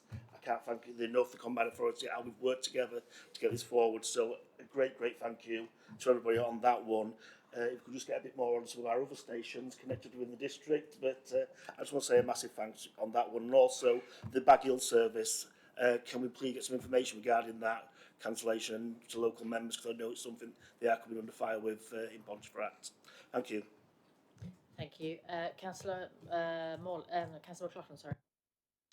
Thank you, Chair, yeah, and thank you for the reports. In particular, I want to talk to TP about the new December timetable that's coming in. The turnaround that TP have managed to achieve in their performance is quite remarkable, really. It's gone from being a complete catastrophe, frankly, to being relatively reliable and successful, so they deserve praise for that. Unfortunately, I've got quite a lot of angry residents in the Colne Valley in Kirklees who commute to Leeds from Slough or Marsden train stations. The new timetable, for the first time since the early 1980s, does not have any direct service to Leeds in the morning peak, which is a huge loss to those communities, and really is not good enough and needs to be thought through again.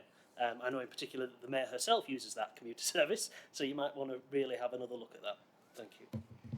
Councillor Steele. Thanks. I'd like to just pick up on one thing about the school children going to Ilkley from Burley and your comment about ticketless travel. There isn't actually a ticket machine on that side of the platforms, so could you install one there? Because frequently the one on the other side going to Leeds is out of order as well. And obviously we don't want ticketless travel. I had to drive in today. My local station's Menston, and I'm disabled, and it's almost it is impossible for me to actually get onto the train, and a lot of my elderly constituents have complained to me about the same thing. I've got a picture here on my phone of someone trying to get on a train, and like the height is like nearly knee height, and it's not acceptable to exclude people from public transport on that basis. I understood that the track was going to be lowered on that side to make it more accessible, but it actually seems to have been hired. So is this the worst station on the network for disability access? And when can you do something to fix it? Thank you, Councillor Steele. So, Chris, do you want to answer the transfer line questions first? I can do, Chair, and thank you for that commentary. Were you referring to the December timetable for connectivity between Slough and Leeds? Yeah, I don't have that to hand. I thought you were referring to existing times. Of course, there are direct services at just after 6, just after 7 and just after 8. I'll have to come back to you once I get my signal back to confirm what will happen between Slough and Leeds and connectivity after the meeting. And regarding the issue about disability access at Menston, is that Network Rail thing? No, I think I'm happy to answer the couple of questions that have come. Ilkley school children and the ticket vending machine on one side. That will remain with the ticket vending machine on that side. I think what I'd demonstrated earlier, that the success we've had with Ilkley Grammar, we've now got over 800 of their pupils with a season ticket. So we've seen great success. We continue to do so, and if you get to Ilkley, you'll often see our revenue protection teams there, and our onboard conductor will also conduct revenue duties. Menston, I absolutely understand your point. I'm a resident of Guiseley, and I know Menston very well. There's an access for all scheme going to take place at Menston, so you'll have lift access and as such. The challenge of the platform is real. Our conductors can deploy the ramp and absolutely will do for any, not just people in a wheelchair, but for any customer who requires assistance. It isn't the worst station on the network. The accessibility for the height differential between trains and step-free access would be fantastic for every person, but the railway is, 200 years old, so we're getting there. We're improving access and accessibility all the time. You'll see the schemes with TRU, with lifts and as such. So Menston is getting a lift. I'll have to come back on what the plan is from Network Rail as to the access height. I've not seen the detail of that. However, you will have lift access, and our conductors and the ramps make the station accessible, even though it is a challenge I absolutely accept. Can I just come back on that? Because an 87-year-old lady who got the train spoke to me the other week, And while she'd been to Ilkley and she asked for a ramp to get off the train at Manston, and she had to put a really strong case to get one doing, and she was told that they wouldn't deploy a ramp for foot passengers on health and safety grounds. So again, I can absolutely state that we all want to have access for all and equal access in every area. Our conductors are trained to assist customers, not just people. There are people with hidden disabilities who I'm sure we all accept. So that wouldn't be an acceptable reason. I will take that away and again discuss with the operations managers. However, please be assured that our customers, they can ask for that assistance and we will give that assistance without comment. Okay, thank you. I think there's obviously it's opened up a bit of a vista there on what it's like. The person, it's all right putting lifts in, isn't it? But if you actually can't step onto the train, what is the point of the lift? So I think I wouldn't mind having a look at that issue really as a separate issue across West Yorkshire and see how many stations are affected in that respect. So I'm just conscious of time. So has anybody got any burning questions? Because otherwise I'll go to Councillor Kimber and then I'll go to Councillor Firth perhaps. Thank you, Chair. I have a couple of questions, if I may. I'll make them really quick. We've got in Calderdale, we've got garden suburb communities coming into play in the next few years, and it's in Brickhouse where there's one train an hour. It's a huge town. Recognising the fact that it's right on the M62, so people's easy choice is to get in the car, which we don't want. We want to promote that active travel and public services, and one train an hour is poor, and I think people would use it a lot more if it was more accessible to them. A couple of trains an hour. If there's an issue or human error, you miss the train, that's your fault, okay? But if a train it has an issue, you've got people not getting to work and school, etc. My second point is around, I think it'd be remiss of me not to mention the electrification of the Calder Valley line in this meeting today. So you've got the workforce and expertise doing the upgrade on the Transpennine line at the moment. Shouldn't we be harnessing that? Thank you. Short and sweet. So who wants to come on? Network Rail, do you want no, Chris? On electrification, I'll plead the fifth in the sense that it's not in my business case, not in my remit, but there is obviously long-term plans for full electrification of the network. But yeah, no, the point is well made. If I could come in on the electrification point and let Darren answer the point on Brickhouse. Electrification is very, very expensive, and I think that the purse strings will be tightened, really. So I think the answer is in modern technology and new solutions, and something you'll see very soon. In fact, if you speak to Graham or myself afterwards, there is a launch that we're doing with partners in Hitachi and the Rolling Stock Leasing Company, where we are putting a battery.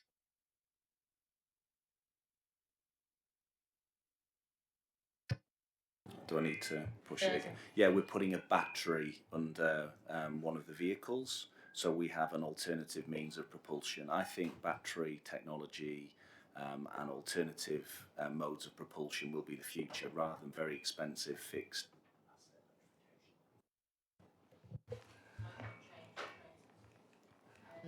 On the Brickhouse, so we agree service specification with Rail North Partnership.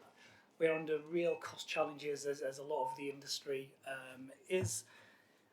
What we want to do is bring a reliable service first and foremost, and we understand the value of that. And you just said that if somebody makes a mistake, that is their own fault. However, what we want to do is just deliver really good service. If we have one train now, it turns up every time and it's clean and tidy, it's got a seat for you, that would bring a nice customer experience, and I think we have to focus on that. The larger picture is, what does the service look like in the future? And we continue to work with Rail North Partnership and with the combined authorities and what that service looks like, always mindful of the cost challenges that the railway does bring. So I absolutely understand the point you made, Brickhouse. By the way, I was there a short time ago for that garden opening. a fabulous job by the community group there to do the garden, but let's get a reliable service for you, and I think hourly then does suit the need right now.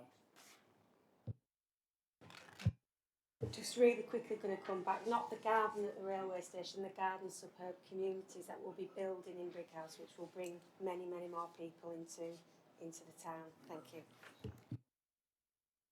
The Chair, Clarification. Yes. Sorry, it's probably worth mentioning, Councillor, as well, that for significant parts of diversions, Brighouse will actually have 2 trains an hour, both the Northern Service and the Transpennine Service calling, as it supports the hinterland and also customers from Huddersfield. So there will be significant parts of next year where Brighouse will have 2 trains an hour whilst those diversions are taking place. Thank you very much. A bonus for a short time at least. The report is just for noting, so I will take that as read. That's right, isn't it? Yes. And just moving on then briefly to the last item on the agenda, which is the local growth plan. Thank you, Councillor Edgeworth. This is just a brief item just to kind of show where we are on a couple of key areas. So just to really set out the local growth plan and the work that's been going on within the combined authority and kind of alignment with the local transport plan. So the local growth plan is a mayoral manifesto requirement and also a government priority. And the focus of the local growth plan is around economic growth that protects and regenerates the environment.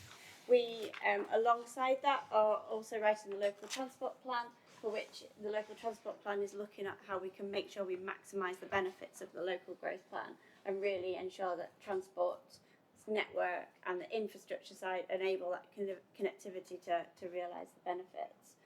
So the paper sets out kind of the barriers to growth and prosperity and how we can make sure that a sufficiently skilled workforce and low levels of investment are overcome through enabling and focusing on growth. And the draft plan within here kind of sets out kind of our regional, if you like, competitive basis and advantage alongside kind of how we utilise new opportunities.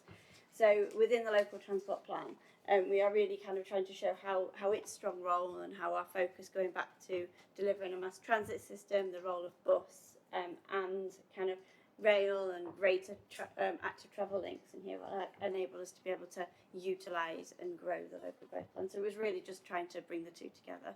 And the recommendation was that the report is just noted by committee. Thank you very much. And I think, you know, all of us, I mean, it's come up a few times today, understand absolutely that transport is a key economic driver, and it's not just, you know, being running it efficiently, it's about the power it gives to our local economy. It's absolutely essential that we all get it right. Is there any questions or comments briefly to Helen on the plan? No? When is it going to be published and approved? So we're working with the new government at the moment in terms of precisely how government wants to see final local growth plans being developed. But what we're doing, as you're aware, in between is bringing further developments of the local growth plan to each of the meetings of the combined authority. Thank you very much. Thank you. So, yes. Just a quick question on, well, just a comment really on the growth plan. So, yeah, I mean, do we need to have a sort of a bit of a think about how important, I mean, you've mentioned how important public transport is as an economic driver, but I mean, maybe we just need to, working with government, you know, so it's obviously, there's little we can do as Colesdale councillors, there's, you know, relatively little you can do in West Yorkshire. It is a national picture, but I suppose in that lobbying element about, are there some, you know, possibly some quite radical things that we need to look at. And I think, I suppose, as a sort of like a little plea from Colesdale as well, is that while some of those radical things are being implemented around sort of like, you know, improvements like, you know, mass transit and buses and stuff, actually don't forget some of the more rural areas, and don't forget some of the sort of areas that are going to be waiting a while before we see some of that delivery. But I just think, you know, maybe, you know, I know that like Spain, you know, and I think it was the Spanish government in conjunction with some of the Spanish train operators, you know, put in free commuter travel under 300 kilometres for a 2-month period, I think it was, over the summer year or two ago.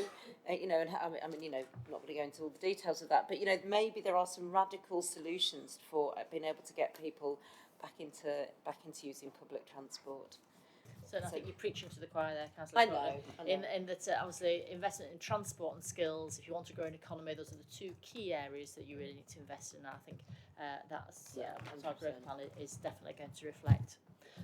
So with that, we all hopefully agree with that. We'll close the meeting. Obviously, the date of the next meeting is the 14th of October. Can I say thank you very much for your attendance. Thank you particularly to the operators, bus and rail, who've come to answer questions today. And please do take up a TPE on the train driver thingamajig. Thank you very much.